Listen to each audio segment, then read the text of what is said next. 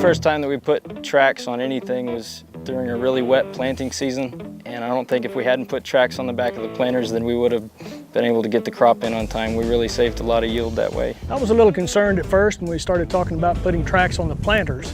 As things rolled on and progressed, it's slowly become the least of my worries.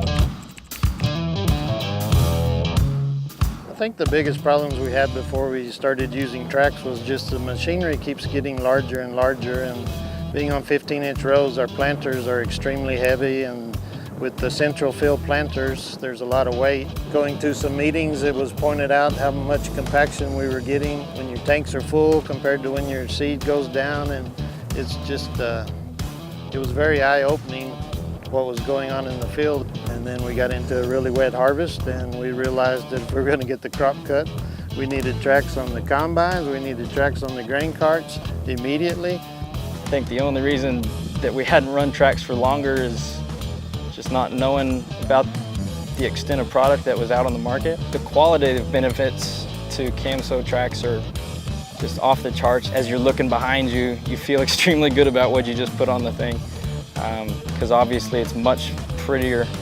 It just looks like you've hardly been there. We're getting more uniform emergence. Everything comes up at the same time. There's no difference between rows 1 through 47 on the planter, which is very important in the life of the plant to all come up at the same time. The tracks on the combines are really nice, but the sprinkler tracks can get very rough. The tracks on the combine just float over them, and they make harvest like you're on vacation. Right now on tracks we're running 3 combines, and we've got 2 planters on tracks. 4 J&M 1200 bushel grain carts that we had put tracks on. We have 5 9570 RXs that are on tracks that are really a sweet tractor. The installation of the Camso TTS systems on the planters is basically simple, and the maintenance is basically zero. Our normal rainfall is 14 to 18 inches, and so to spend the money to have tracks on when it doesn't rain very often is one of the things that we thought that it wasn't necessary to have tracks, but it was apparent to see that because of compaction, the heavier equipment that we're dealing with nowadays, even here, it was a huge benefit to having the tracks on the equipment. I think we've been extremely happy with our return on investment.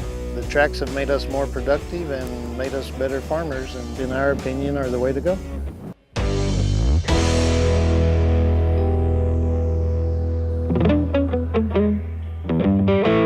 You're going to spend more money getting into the tracks, but once you have them, I think you realize it was a very good investment, and the dividends are going to pay out over time.